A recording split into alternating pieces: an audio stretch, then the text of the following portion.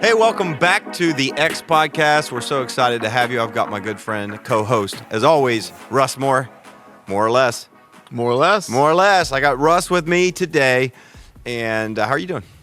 I'm doing well. How are you? Yeah, I'm doing great. I don't have anything to complain about. Lydia, how are you doing? Shake yes for good. No for okay. Was that? Did she just a little camera switch? If you're happy, camera switch. If you're happy. Oh, this there she is. She's is a happy. weird spring. Can we just say that? It is a weird spring. This is It's the been weirdest really spring cold. ever. Yeah, Snow late into April. a weird April. Weird. And then into May, it's beautiful. Yeah, and then it was randomly cold yesterday. We assume it's going to be beautiful in April. I don't know. Yes, But- we're just declaring it. Yeah. We're about declaring scary from the faith. time this comes out, we're almost going to be in May. Yeah, it's true. But I will say the weekend that we just had in the 80s, whew, man, That was beautiful. I'll take That that. was beautiful. I wish we could have I that. still look tan, South yeah, African tan. Yeah, you look tan. Were you flexing? Every time I do that, you say I feel like you're flexing every time you do that. Yeah, I just wanted to- okay. yeah. Well, so something fascinating has happened. There's been a lot of things that have happened, but one that I am uniquely fascinated by, and I say that because maybe not everybody else is, but when I was a kid growing up, I just remember this guy as a legend, and I played his video game for so long, so many times. Are you talking about Mitch McConnell? What? Mitch McConnell? He does not have a video game? What is wrong with you? I'm talking about Mike Tyson's Punch-Out. Mike Tyson. Okay. Mike Tyson's I thought you were Punch-Out. talking about Elon Musk. No, but No, you said, what did you say? I said Mitch McConnell. Mitch McConnell. Where did you go with that? I don't know. Anyways, so, no, I grew up playing Mike Tyson's Punch-Out. Okay. Did you ever play that game? Yes. Yes, I love Mike Tyson's Punch-Out. Grew up watching Mike Tyson destroy people in seconds until he was actually taken down by Buster Douglas right here from Columbus, Ohio. Really? Yeah, one of the craziest fights ever. Buster Douglas, who that was his claim to fame, beating Mike Tyson Really? in his prime. Is that when Mike started biting off ears? After that. After that, okay. After that, he started biting off ears. You know, they say I saw that fight, too. You can't beat him, bite him. Oh, my gosh. That's so terrible. Mike Tyson is not the same person that he Okay. once was. Yes. We're not going to define him by his worst moments. We are not defining him Right. by his worst moments, but we are celebrating how good of a boxer he was. Right. He was the baddest man alive. You would not want to get into a tussle with him. Now, fast forward, 30 years, and an incident happened on an airplane just recently, like a week ago, where Mike Tyson, it was caught on video pummeling a guy sitting behind him.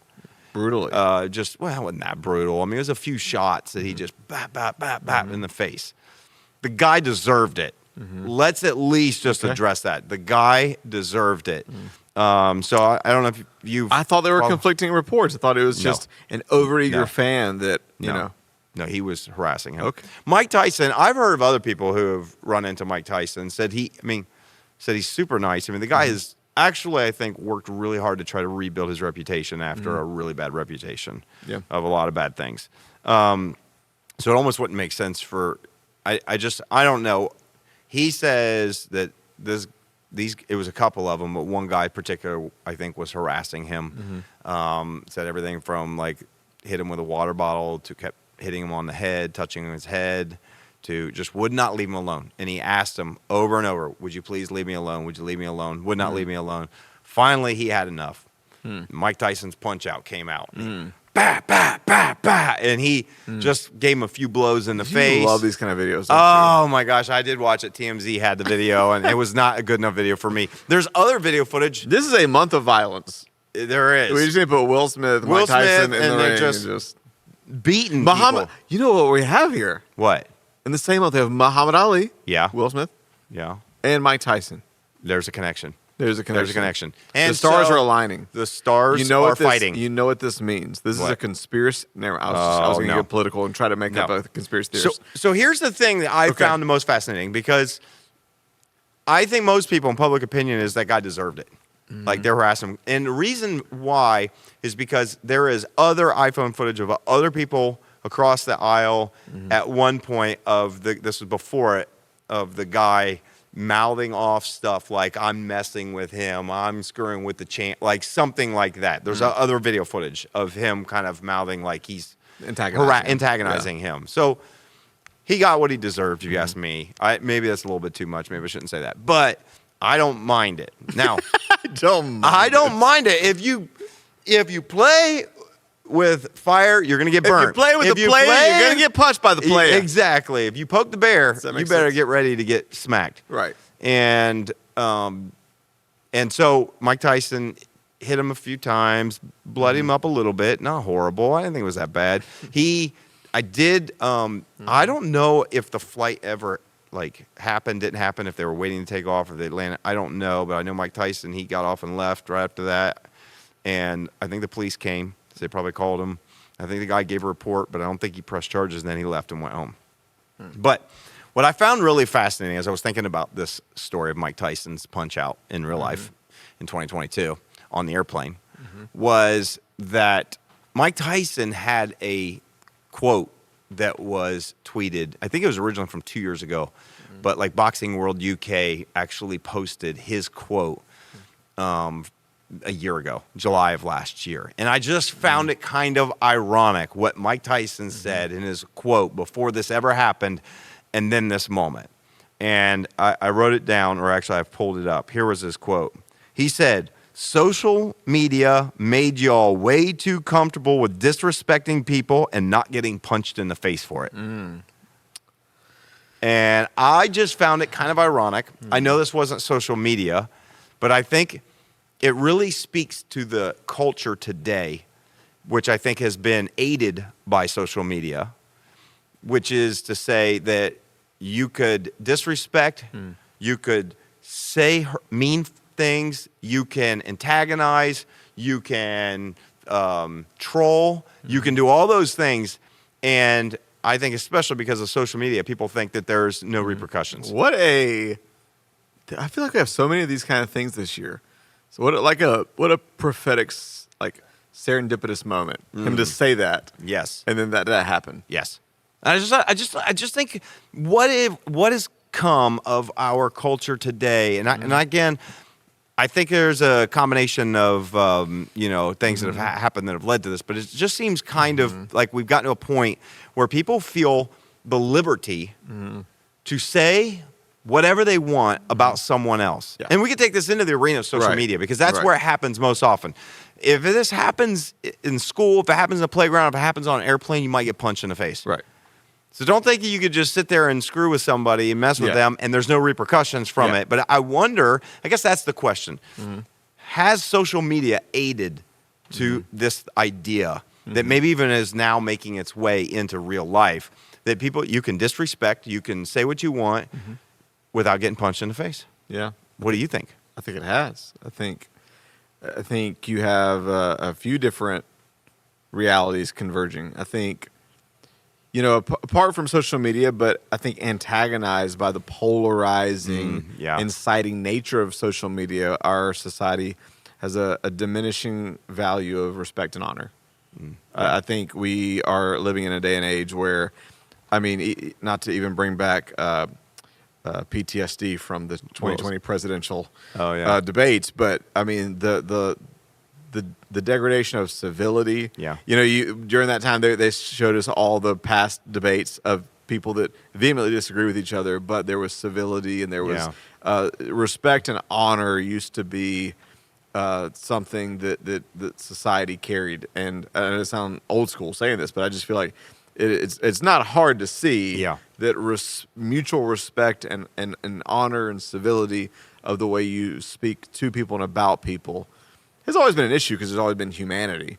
But I just feel like it's degraded more and more and more. And I think, so you have that reality, and then I think you add to the reality, one of the dangers of social media is it's fraught with the risk of an increasing disconnect of human beings' face-to-face interaction, and therefore the understanding. You can quickly dehumanize someone that you're not seeing face-to-face. Yeah. You see, so if someone is not right in front of you, there are things that I just have to believe you would never say, people would never say to somebody that weren't right in front of them. Even take the fear factor out. Yeah. Even from just a human dignity conscience standpoint, I have to believe. Like I've known people that have talked about their interactions with their, I don't know, ex-spouse or friends that they have to see, or people they have to see, but they're kind of like enemies with now. And they've even talked about. They said it's interesting. They can cuss me out over text. Yeah. But the moment that we get in person, there's something about looking in another human being's eyes that it takes a lot more of a seared conscience, a lot more of a suppressing of morality and kindness to do it face to face. It's just easier to act like they're not a human behind a keyboard. And then you combine that with the fact of the reality. So you combine the reality of a diminishing value of respect with an increasing reality of human disconnect.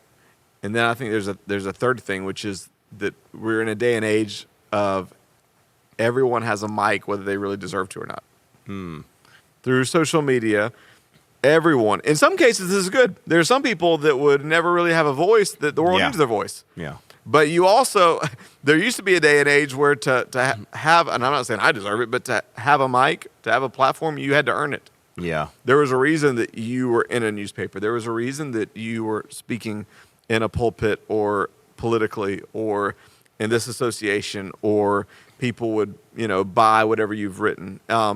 But we're in a day and age where the social media is the great equalizer to where everyone has a mic. So in my mind, you bring those three realities in convergence and anyone, because the truth is when there's a human disconnect, you don't just have the conscience factor, but you do have the fear factor. Like you do have armchair quarterbacks who will, even we're in a Christian viewpoint. There are people that can, from the safety of their mother's basement in between video game levels, critique the global church methodologically and theologically. And I think that's something we've experienced, and I'm sure everybody can, in different ways. But it's sad to me that like you said, there's a big lack of respect for humanity that comes across through online, that comes through social media, that comes through in the way people talk. I mean, that's one of the primary reasons I got off of Twitter a long time ago. I mean, I'm not active on it. Still have an account, but I'm not active. Is because it felt so negative. It felt like the cesspool of human behavior lived in Twitter land. Yeah. And I know we talked about that with Elon Musk, and who knows what Elon Musk is going to do now, buying all of. Right. I mean, he's bought all of Twitter, or is buying all of Twitter, and I think one of the things that I found fascinating that he is suggesting, not only making the algorithm open source and some other things, which I just think if he does all this stuff, he's going to be hopefully leading the way, and I hope other ones follow.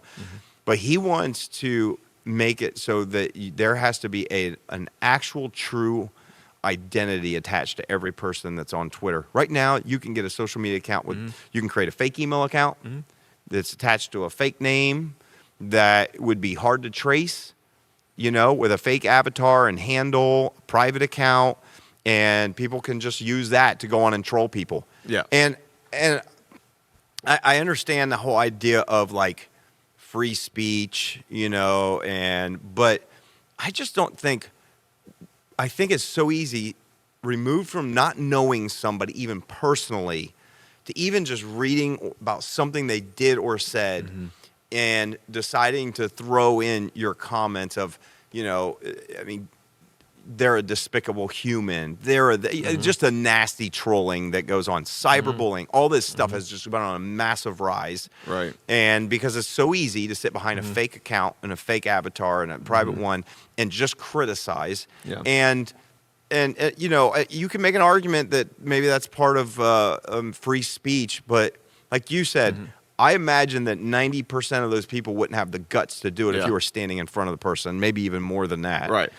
And I also just think too, when it comes to that, I think that the reason why is because, to me, there is no way. I think one of the reasons why, and then maybe you can tell me this. One of the reasons why I think it's so hard to do it in person, but it's so easy to do it on a keyboard, is because when I do it on a keyboard, I don't have to have the conscience be reminded of seeing how it impacted you. You don't have to see my reaction. I don't have to see your reaction. So So I don't have to worry about seeing how much that hurt. I don't have to worry about seeing how much that pained that person. Yeah. And I think this has kind of been one of the conflation of cyberbullying is it's so easy to just sit on there and to make fun of somebody and do that, but not actually see the pain that it causes them. Yeah. And I think that is what's really sad about kind of the way our culture has gone with texting, social media, all of those forms. Yeah. Well, distance creates disconnection and dehumanizes. You have enough distance, you have enough dehumanization. Yeah. That's why it's easy to, and we're all in compassion fatigue, so I'm not saying we should, but that's why it's easy to not have your heart broken over something on another continent. Yeah. Because distance creates that. And that's why one of the best ways, if you want to deepen your level of compassion and empathy, which you have to be responsible. You can't carry the weight of every problem in the world. Right. But one of the greatest ways, if there's a group of people, back in 2020, we're going through the whole thing with injustice. There's a way to deepen your empathy is to build a bridge and to get rid of the distance between you and that person, that group of people, that issue. And technology is a new form, social media specifically, a new form of distancing humans to the point where you dehumanize humans. Like when you say something, like you said, when you're not looking in someone's eyes to see the reaction. Yeah. You say something, and we talked about it a couple episodes back. It's like celebrities. It's almost like you pretend like they don't have feelings. Yeah. Or they're not real human beings because they whatever.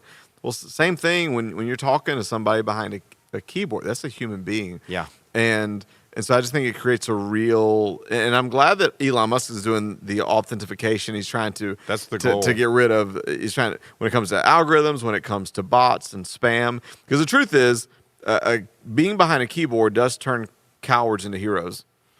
It makes cowards brave, apparently, or at least they think they are. Yeah, and it makes. But you combine that with, to me, there's nothing even more cowardice than if you just create something that's anonymous where people don't even. Oh gosh. And so, and that's why we've kind of always tried to take an approach that we don't respond to anonymous emails and things where people write in to complain. Right. Because if you believe, like if you had a concern, it was that legitimate of a concern, then show your face. Yeah. Yeah. But don't hide behind a fake email address. We've gotten those. Yeah. As a church, you're going to get that. And anytime you try to do something, you can expect a certain amount of hate. Yeah. You can expect or it's sad that we even say that. Why should you expect hate when you do something, even if you're trying to do something good? Yeah. Right? It's sad that we even go, well, expect a certain amount of hate. But it is reality. Yeah. Well, because people that are unhappy with their lives are going to try to attack people that are furthering their lives. Yes. And I mean, really what we have is almost like a pandemic of unhappiness because people... No one full of joy and full of purpose and are full of vision have the time or the desire to be critiquing other people. It's true. And when you find... you don't have the time to troll. You don't have the time to troll. To just go sit there and leave to attack people. Nasty comments. I've heard of... I'll give you a few examples of some. I'll tell you, this is something that gets under my skin a little bit. Why does it seem like... And I know it's not the only ones, but it kind of feels like... that within its own community, that sometimes Christians are some of the worst, and they troll differently. They might not troll as much with foul language or but they can still be so incredibly hurtful. Yeah, and like I was listening to a message from a pastor down in South Carolina, or North Carolina actually. It was Elevation. It was Stephen Furtick, and he was talking about going on to YouTube at one of the worship songs they released that was literally just reading through scripture. And he was talking about going through the comments and in the comments just reading about people who were like, this is so theologically blah, blah, blah, just all the hate. Yeah. And it wasn't a ton, but it's funny how we are as humans, we're attracted to the hate, not because we want to, but it's just like, you know what I mean? And it kind of just reminded me, it's kind of sad that the people who are supposed to represent Jesus, who really just talked about loving others, talked about loving your enemies. I mean, even if you don't agree with someone within there, you're supposed to love them. You're supposed to bless those who say evil things about you. Like, but then to see people who you think should be part of the same community, I'm not saying we all think the same and everything this, who just attack. I think that's what it is. It's the attacking to me that bothers me so much. And it exists within the Christian community just as much as anywhere.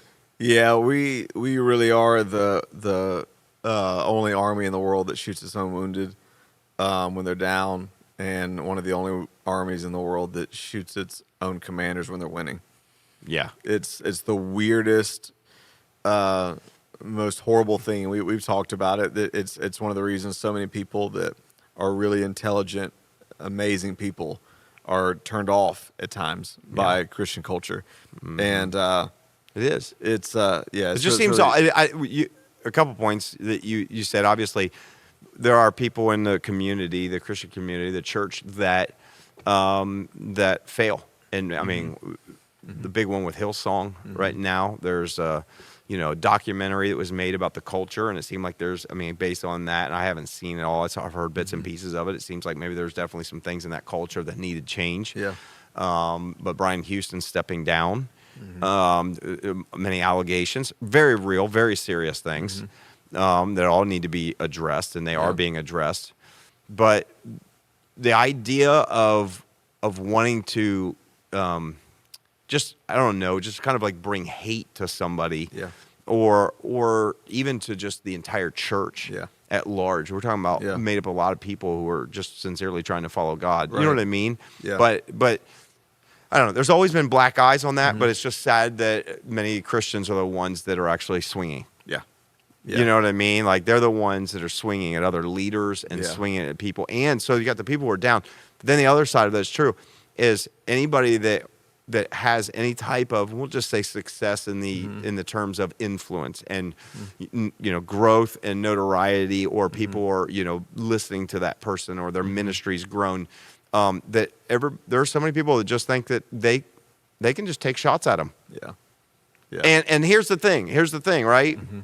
Mike Tyson would say they take shots at him and not worry about getting punched in the face. Now, a lot of people aren't getting punched in the face necessarily, but is it okay that we can live in such a way that we think that there's no repercussions for what we say and post? Yeah. Jesus said, if we're going to talk about the Christian world, he said, here's how they'll know that you belong to me. The way you love one another. So if I claim to follow Jesus and want the world to know about Jesus, and I spend most of my time throwing stones at one another, no matter how much scripture I think I know, I have missed the point by 1,000 miles. And I think in a way, the toxicity, because every culture kind of critiques its own culture. Yeah. And so, we were kind of hard on some of this toxicity and judgmentalism that's in the Christian culture. And so, in a way, it's not unique to our culture. But in another way, it's also not new to our culture. I mean, if you think about it, back when Jesus walked the earth, it was not a worldly spirit that killed him. It was a religious spirit. Yeah. There's actually nothing more dangerous than a religious spirit, because a religious spirit is filled with pride but is self-deceived. Yeah. And so when you have a religious spirit, the danger is a lot of times you think you're doing right by critiquing people, by tearing people down. Yeah. But Jesus would often tell his disciples, he said, hey, if they're not against us, they're for us. Yeah. And I didn't come to condemn the world, I came to save the world. And so that's a whole nother Pandora's box of a conversation.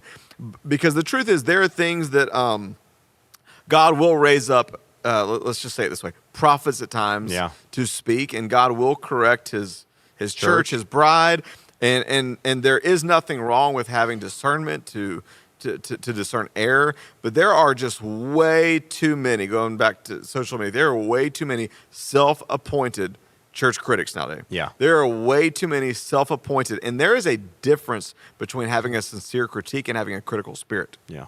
And if you are always looking to tear down, if your MO is to look for things to criticize instead of champion, if your MO is to look on how to tear others down instead of build others up, I think the way we respond to people, what we say about people, what we say about churches, speaks way more about us and what's going on inside of us than it does what's going on around. I know for me, when we have people, we've interviewed people coming into a church, and when they come in and and we don't have experienced this a lot, but all they do is critique past churches. Yeah. Now, some of the things may be valid. Yeah. But that speaks, my mind doesn't immediately go to this church. My mind goes to that person. Yeah. Okay, so does that make sense? And so I think it's a deep and wide conversation of why is there so much criticism? Why is there such at times a toxicity? Well, and why do people? I guess here's a question, and maybe this is just something just for all of us to contemplate. When we see something that we either don't like, disagree, a person there, I think, just asking kind of the questions, do I need to say anything? Mm-hmm. Like, there's times to speak up for things when you see injustice. Yeah. There's some, but we're not talking about that. Right. We're talking about you don't like somebody because of the, the type of, and keep it in order, the type of church they're at or how successful they've been. Like, I mean, another pastor that we follow, had a post that someone posted about them and what they were wearing, for Easter Sunday, and just said, "Oh, see, this is the problem, celebrity pastors." Yeah. And the connotation, the intent to hurt that person without knowing them, without knowing their story, without knowing that possibly they had, spent decades working for peanuts to serve the church and the underprivileged without taking income, who'd been successful in all kinds of other business ventures, who, by the way, was wearing a really, really nice suit that was gifted to him to borrow for Easter from a friend who's in there. You know what I mean? Like, there's so many assumptions that are being made about people from long distance.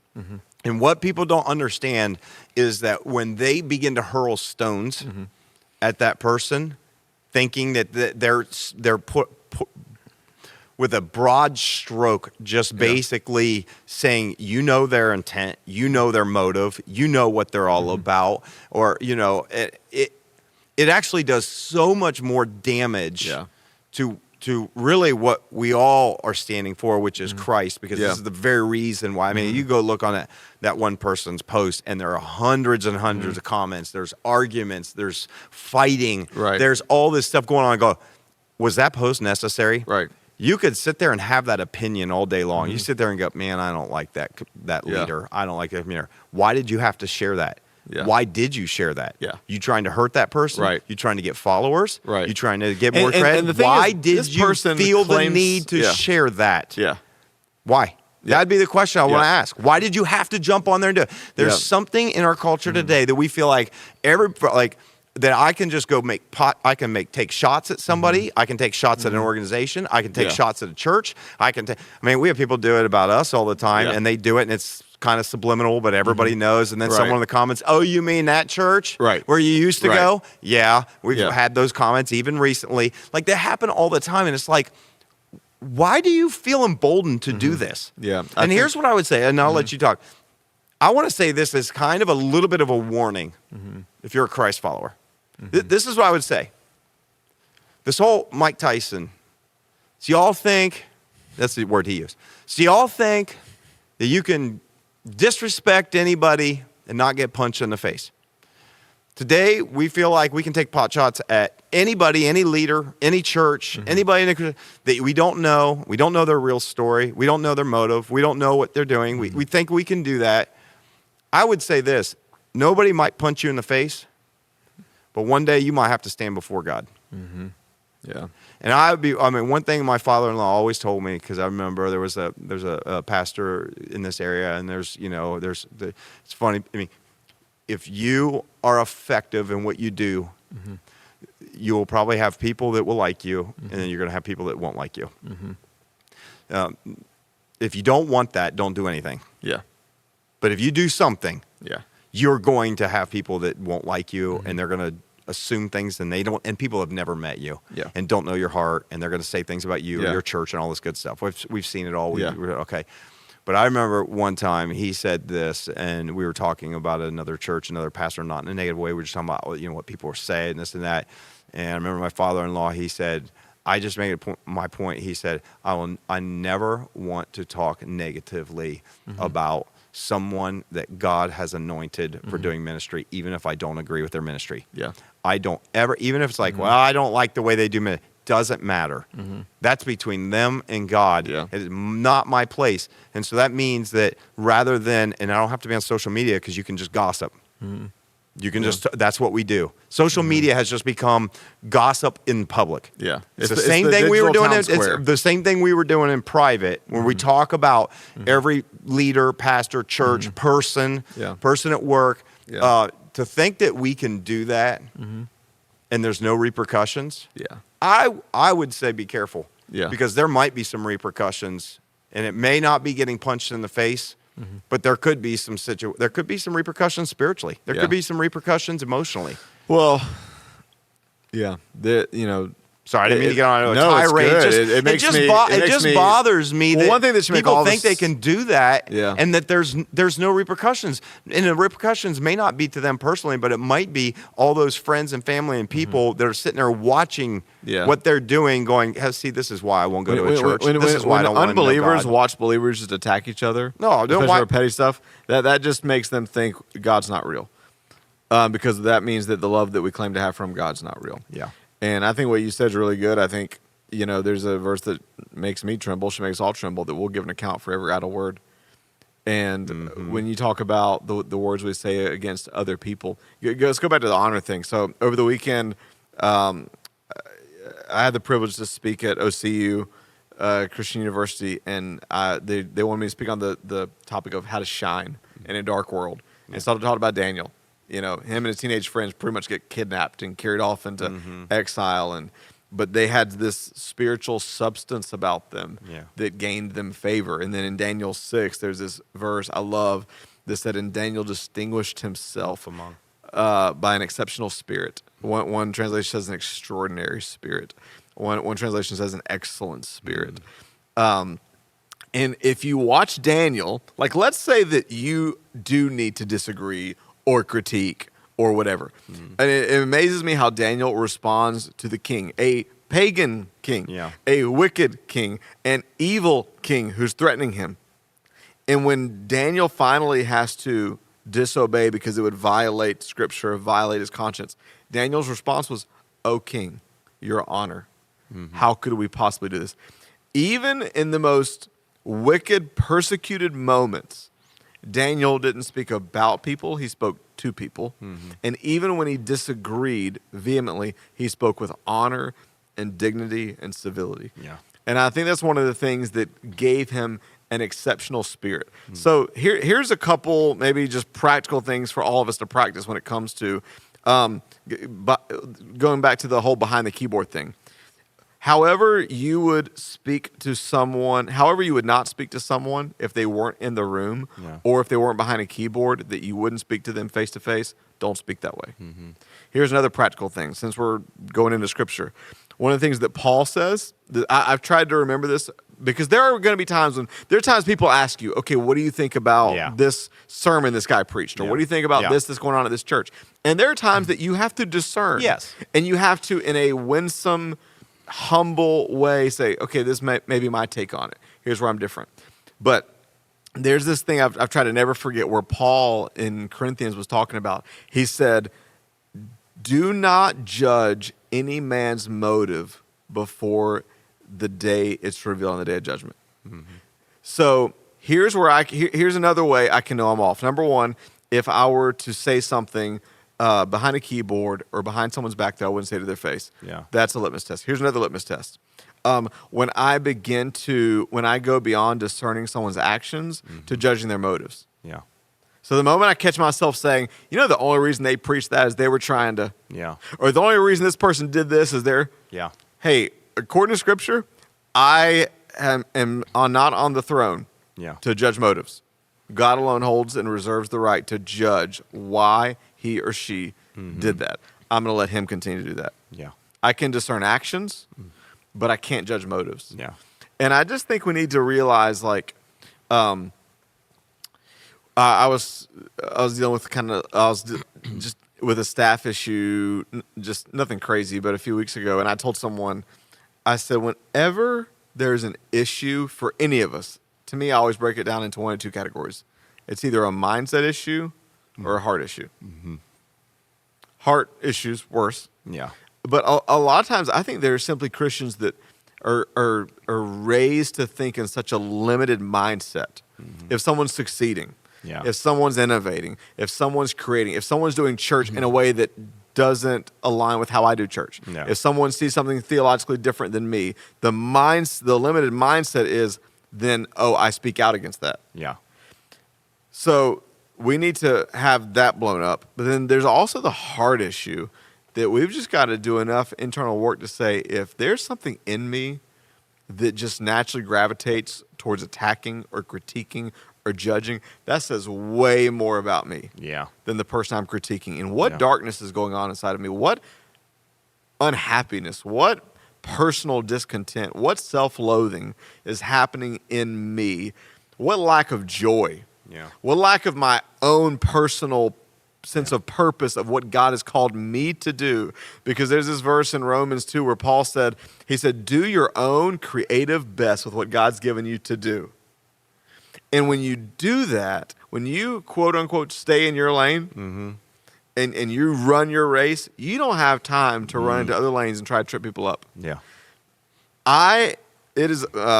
There's this old mentor that used to say, I have enough trouble keeping the man in the mirror in check. Yeah. And that's how I feel about me. Yeah. It is a full-time job to keep Russ. Yeah, I don't know that we all need to take on the role of watchdog. Mm-hmm. And I need to go and point out everybody. Because here's the thing, I can point out someone else's, like, hey, your error in theology, you're this, you're whatever. Mm-hmm. I can do that. But what makes me the standard? Mm-hmm. There's a, like you said, the religious spirit, there's an air of pride that says, I'm right and you're wrong. You need to change. Right. And I just don't know. I think we need people in our lives, all of us do, that will help correct us when we go off. I'm not saying that there's like, hey, listen, if I say something, if I preach something that's off kilter, that's this, I would hope that you're going to come and say, hey, when you said that, I don't know if it means this, but it kind of maybe, you know what I mean? Like, I would expect that, but I'm going to receive that from you because I know you love me. Right. I don't need somebody under an anonymous email sending in something because they don't agree or they think something political as being, I suggested. We don't have anybody like that, but I'm just saying those are things I've seen before where, you know what I mean? And it's like, no, that's not, this is How does anybody that's been part of a business or a workplace or a church not understand by now the concept that you only listen to the people that are in the trenches with you? Yeah. People that take cheap shots from the stand, we all know this in our own context. Their voice doesn't hold weight. Yeah. And it doesn't hold weight, but it can still hurt. And it still hurts, yes. That's what I think. It's like, it's not going to hold weight where it changes my mind. Right. But I think this is the point that I guess just circling back to, we need to just realize that just because we tweeted it, just because we posted it, doesn't mean it didn't hurt somebody's feelings. Yeah. Like, there's a way to disagree with somebody. And you could even probably do it online, but doing it in an honoring way. And if you really were concerned about someone, then maybe message them privately. Yes. Don't post about them. Yes. Tag them. Yes. Like, there's a huge difference in that. Yeah. Like, if you actually cared about someone that you thought was wrong or they're missing it or you felt like, hey, this was offensive, then you would go to the person directly or even directly through direct message. If it's not in person, and you say, just want you to know when you said put this, that I received like this and it kind of hurt. Yep. And you might actually find out, oh, wow, that's not what they meant. And I'm so sorry. I would have never said thank you so much. You know what I mean? That's how we learn and grow. But when you post about them and when you do it in a way that is just meant to tear down, you're being hurtful. Yeah. And we got to remember that it's not just the people on the other end of the keyboard. It's a real person that has real feelings. And you hurt people and they have to, power of life and death is in the tongue. Yeah. And I just think it's something like, I wish we could all have our own Mike Tyson. Yeah. Standing there. I wish we all had a Mike Tyson standing there while we got our thumbs on our thing and we're about to post this and tag this person, and we can look up and see Mike Tyson staring back at us and go, "Are you sure you want to post that?" You know what I mean? Like, because Proverbs says the person who can't control their tongue ruins their life, or gets punched in the face. We've done a lot of scripture. One last one. Maybe this can be a filter. Paul said, "Let your conversation always be seasoned with grace, that it may edify the hearer." So here's a good litmus test before I post or before I say anything. Is this full of graciousness? Yeah. And is it going to be helpful? Yeah. And edify and build people up that listen to it? So if it's not helpful, don't say it. And by the way, don't post it. Oh, I've got to read this. And don't share it. Don't post it. Don't share. You ever heard the feathers? The feathers. The feathers parable? No. It's the person that spread secrets and talked bad about people, and he finally went back to all the homes in the town to apologize. But then the next day, one of the people that he had spread lies about, that he talked about, took him with him and put a feather on the doorstep of each house, and then said, "Let's wait till tomorrow morning." They returned to get the feathers, but by that time the wind had blown the feathers all over town. And he told him, he said, "The feathers are like your words. Once you have laid them down, they go somewhere. And they multiply. Yeah. And you can't bring them back." Yeah. And that's the power of words. That's the power of when you say things about people. That's the power of when you speak death to people. That's the power of when you spread secrets that aren't yours to share. Whether they're true or not, gossip does not have to be false to be gossip. Yeah. It's so crazy. Isn't it so crazy to be in a Christian culture, what in each generation, what we consider our deadly sins? We tend to consider deadly sins, I don't know, drunkenness or being a Democrat or I don't know, whatever the cultural thing is, but gossip. I mean, so this person posted this. I saw a repost of something today by Jordan Cranfield, and I thought this was really good, and talking about just in the whole conversation of social media and what do you say and having a mic and anyways. He said this. He said, "The older I get, the more I realize leadership is as much knowing when to not say something as it is having the right thing to say. Most leaders find themselves in trouble when they speak too soon. You say things you don't mean. You make promises you can't keep. You make decisions you can't take back. Or when they speak too much. You gain influence in one area and take it as a rite of passage in every other and speak on every issue or situation that presents itself. In a moment in time when communication has never been more demanded and pressure never more applied to say something, make your stance known, speak against, or advocate, it's okay to say nothing. It's okay to step away and come back. Guard your voice. What and when you choose to communicate will either greatly amplify or dilute your heart's message." It's interesting. Just thinking culturally how if you didn't jump into something and say something immediately about even scenarios and situations, then you're part of the problem. Yeah. And I think there's a balance probably from that extreme to what he's saying, which is you don't have to weigh in on everything. If it's an important thing, you might want to weigh in, but take a moment. Yeah. Pause, reflect. Yeah. Make sure that what you're saying is probably adding to, and it's not quick to respond to where you end up regretting it. And I also hear him saying, take time to earn your voice. Like, take time to actually build into. We're more. I just feel like we're in a cultural moment where we're more obsessed with saying something than having something to say. I agree. And what does it look like to actually be someone who thinks deeply, reflects profoundly, studies greatly, loves and prays, to where there is a substance that forms in you to when it is the right time to speak, you have something to say that holds weight. Yeah. No, that's good. And so I found the whole Mike Tyson thing kind of fascinating, but when his quote came out after the fact for what he said before, I found it even more true that there is an overarching consequence for society for social media. Yeah. I think we're experiencing it now. Yeah. There is like this, I mean, we've seen whether it's anxiety and depression and just the cyberbullying, all those things that kind of have been a collective rise since 2012, 13, 11, when social media really started to take hold. And I think we are living in the consequences of that. Yeah. And it's like, it makes me a little concerned about where we're going as a society. And it is an interesting question when you look at Elon Musk and you think about Twitter and some of the reforms that he wants to do. You look at how the government is actually looking at social media platforms. Or is this do we need to have any kind of regulation? Yeah. The freedom of speech and all of this. Like, never has there been a time where people can say anything they want and as hurtful as it is.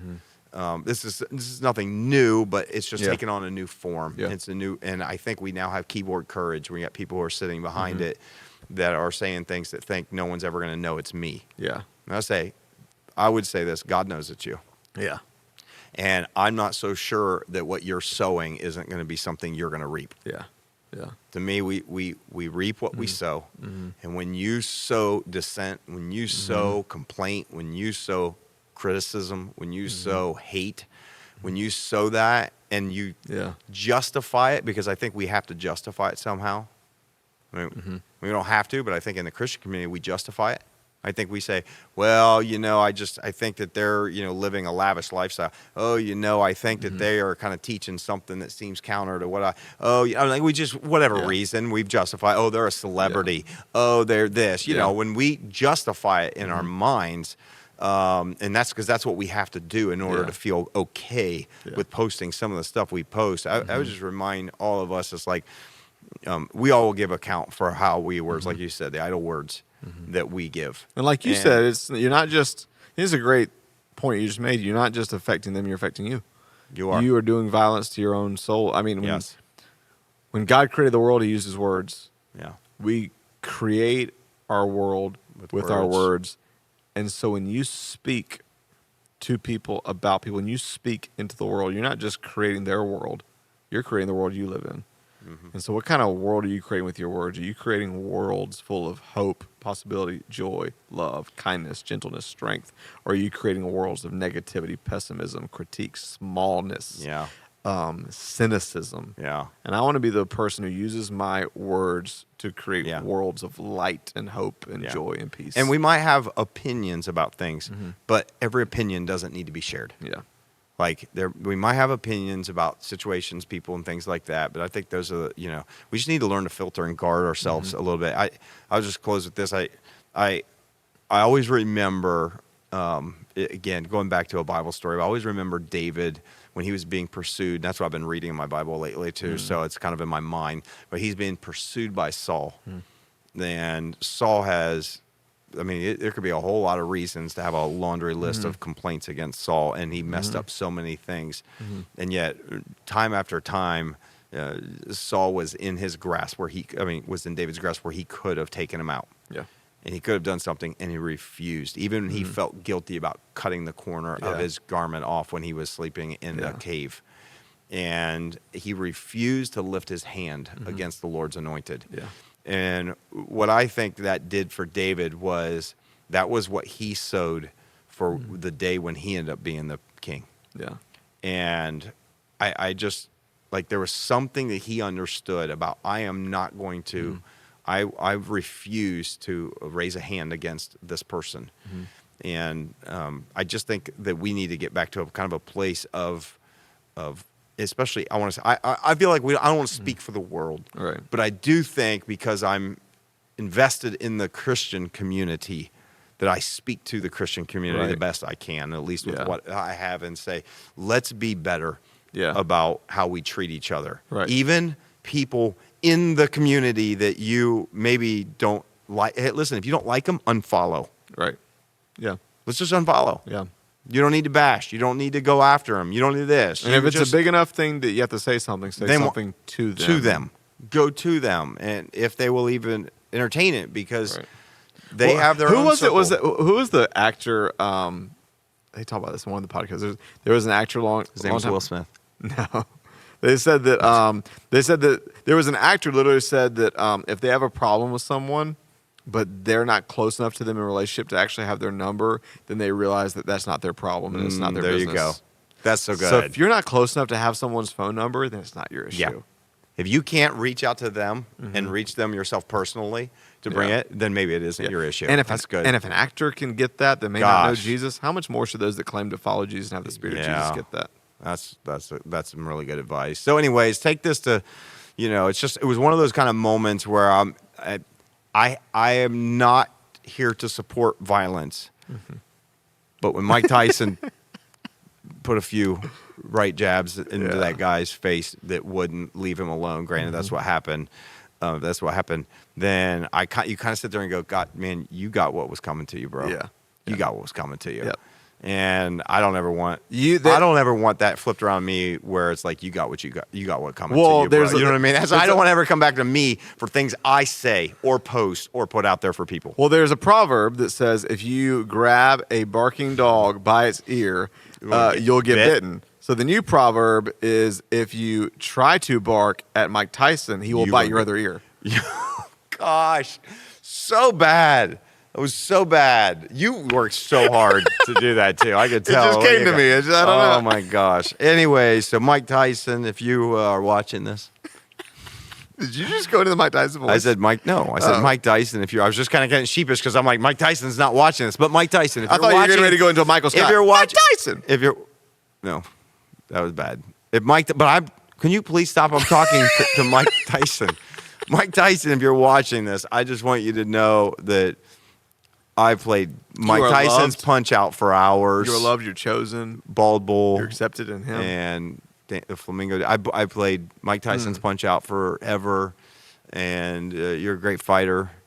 And please come to X Church. Come hang out. And we love you. No one won't bother you. Yeah, and we won't bother you. Yeah. We won't touch you. So anyways, hey, if today sparks something in you and you just have some hate, then feel free to, if you've got Russ's phone number, just call it and give it to him directly. And if you don't have the hate, my phone number, then maybe you shouldn't. Yeah, you should just drop it. But if you do, it's okay though. Yeah. We're fine with that. Right. If you do have some thoughts, comments, if you want to weigh in on this subject, hey, if it's good, we'll read it. We'll read it on a future podcast. Feel free. You can always send an email to podcast@thex.church.